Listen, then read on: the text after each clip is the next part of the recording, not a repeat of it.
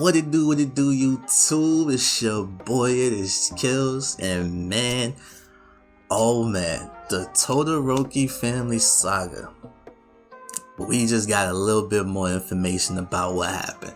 When we left off in 301, it ended off with a cliffhanger. Toya was going after Rei, he was going after Shoto, you had Natsuo, you had Fuyumi, you had Enji.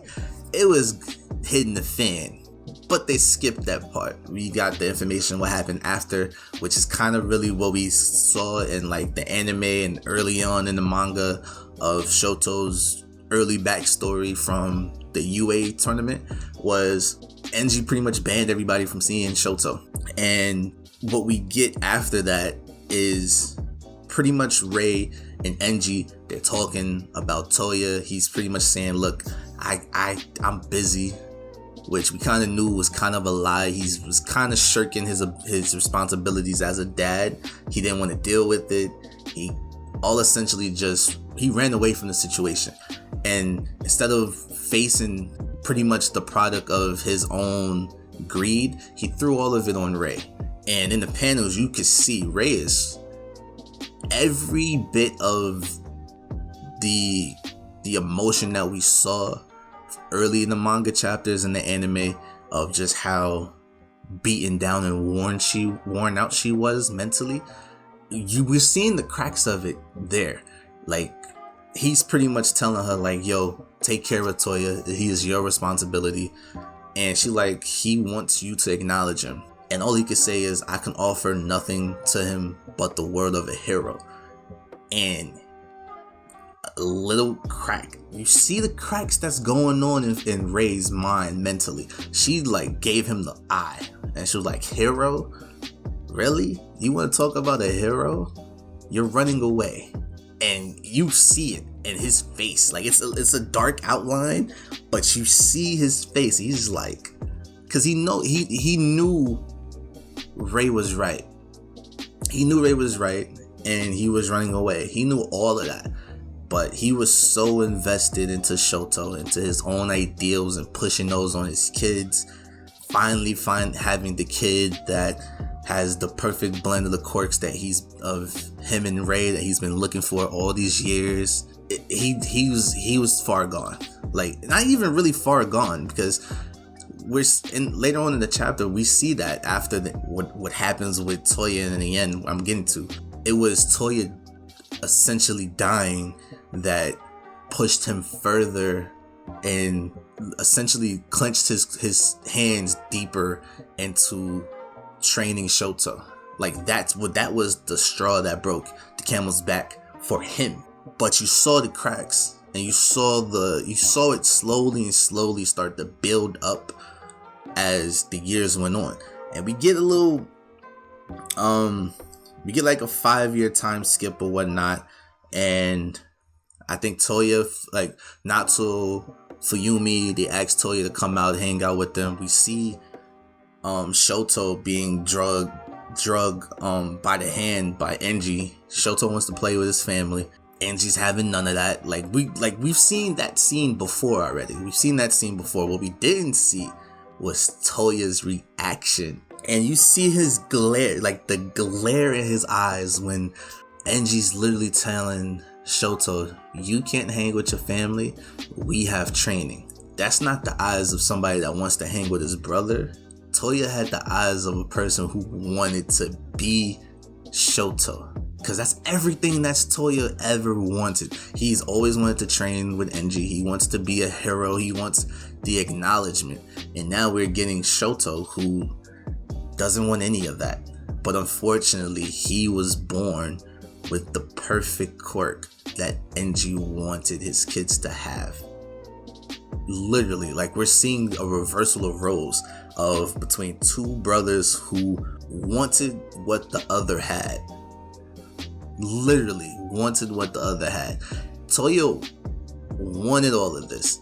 Like, the Kobe mentality, like, for all my basketball fans out there that reads or watches My Hero Academia, Toya had the Mamba mentality. He wanted all of that. He trained by himself day in, day out, burning himself still, even after Enji and them was telling him don't do it.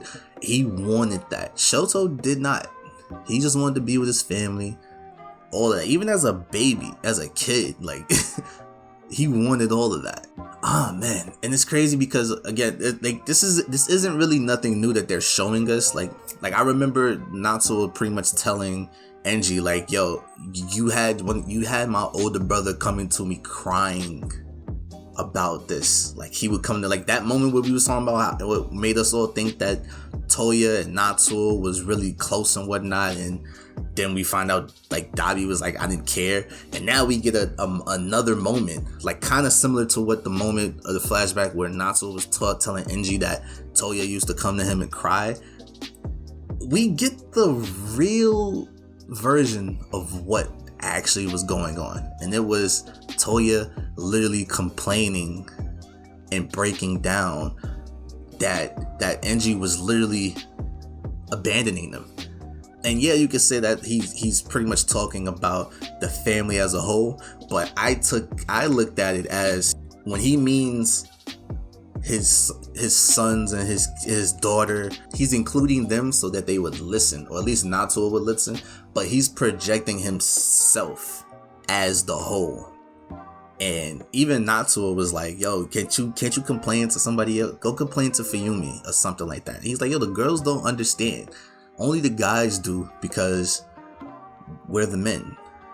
We're technically genetically closer to what Enji wants. That's a real, like, nice flip on it, that even as a kid, this thought of a happy family or a happy relationship that even Natsuo, Fuyume, Shoto, all these guys thought that Toya was never real. From the jump, none of it was real. Like, he was far gone before the incident even happened. Yes, it's still Endeavor's fault.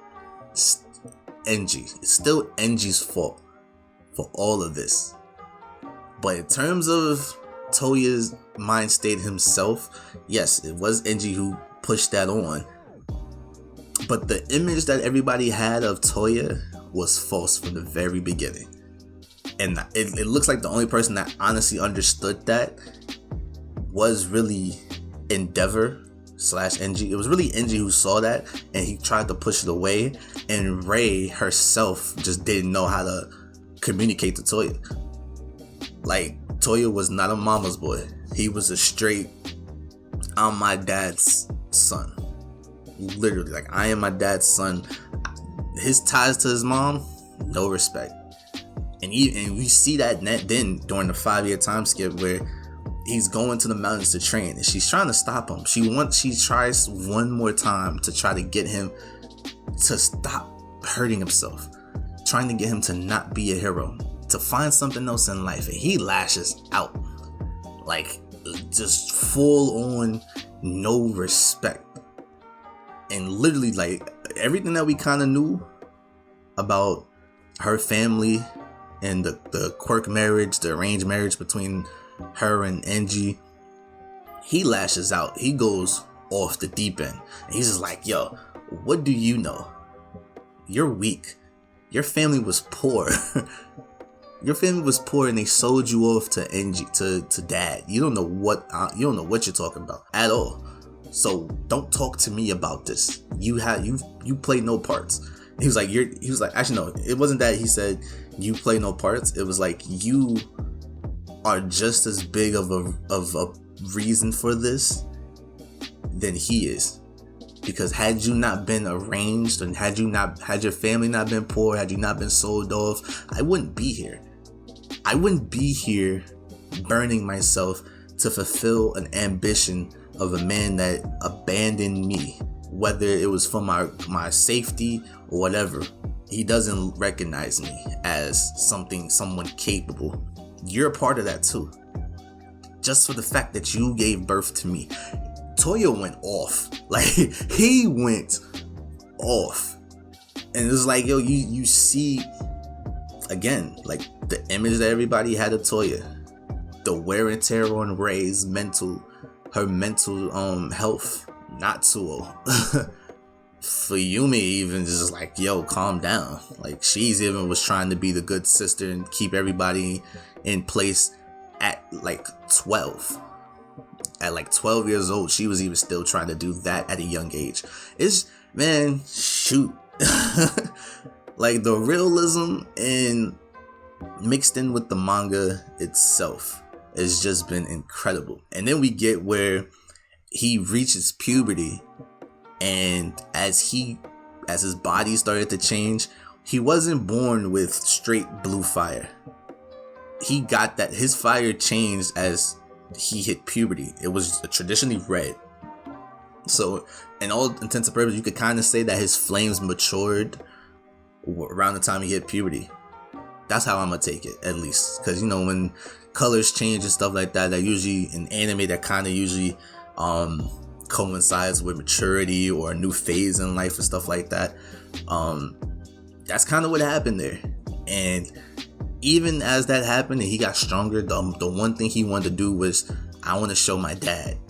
And even when he says that to himself, he just starts crying, like almost internally, like off instinct. He's like, even he's confused. He's like, damn, I got too excited. I want to do this and I'm crying. But maybe that's just from the pain of from overusing his quirk. Because again, he's burning himself.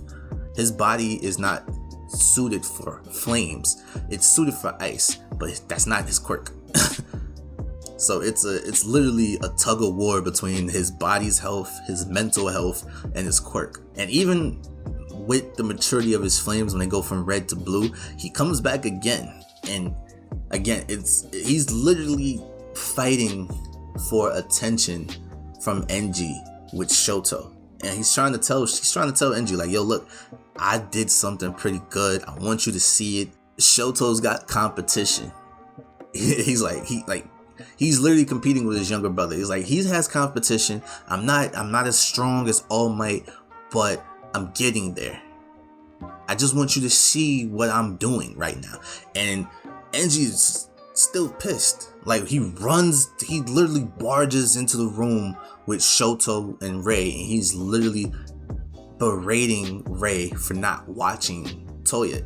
And this is after Toya literally just bombarded her with the insults of her family being poor, her living situation right now, and essentially being told that you're as much of a burden on me, and you're just as much the cause of this situation, everything that's going on. You're a major part of this too, just for birthing me, for getting married. You set a domino effect for this. She's off the edge literally already. Like, you can see it. And by this point, I'm assuming that the physical abuse was there too, because Shoto's even yelling, don't bully mom. And Enji's like, yo, you stay out of this. You mind your business. This has nothing to do with you. So the physical abuse was probably there. The mental abuse was already there. Everything was already hidden to a head, to where you got Fuyume's in the corner, Natsu's in the corner, they're cowering in fear. This is around the time peak toxic Enji / Endeavor was probably at its highest right there. Cause he has Shoto now. He's had the threat or the fear that anybody else in this house is after Shoto. My prize possession, the thing that I've wanted to happen in this world the most. He has a fear that everybody's out to get his prize. So he's very defensive on everything. And he's turning on Rei because he thinks Rei doesn't care. And even then, that as delusional as that sounded, kinda ended up being right, because she ended up scarring Shoto. All of this is going on. Toya's in the mountains still training, to the point that he snaps, and when he snaps, his fire just goes insane. Like, you see a silhouette of him engulfed in his own flames. Like I don't know if it was the explosion or just his fires was so hot that it just caused the mountains just a big ass explosion, or just he lit everything on fire super fast. And you see Endeavor trying to get there, but you don't see Toya. You see nothing. Even Dabi looking back at it, he was like, damn, yeah, them flames was hot. I probably should have chilled. Like, in hindsight, he's like, I probably should have relaxed a little bit. I didn't, and them flames is hot. Like, even like during these last couple chapters, he's remembering, and he's even reflecting on the moment where he was fighting Shoto and Endeavor in the battlefield in the war, and he was like, yo, I overdid it. Like, I'm hot. Even now, he knows his limits and stuff like that. He knows he can still surpass that. His pain tolerance is different. That's from years of this. And then you even got them talking presently, and seeing Rei after everything that has happened, it's like a breath of fresh air. I love to see it, the empowerment that she has of looking at, I guess you could say, the attacker.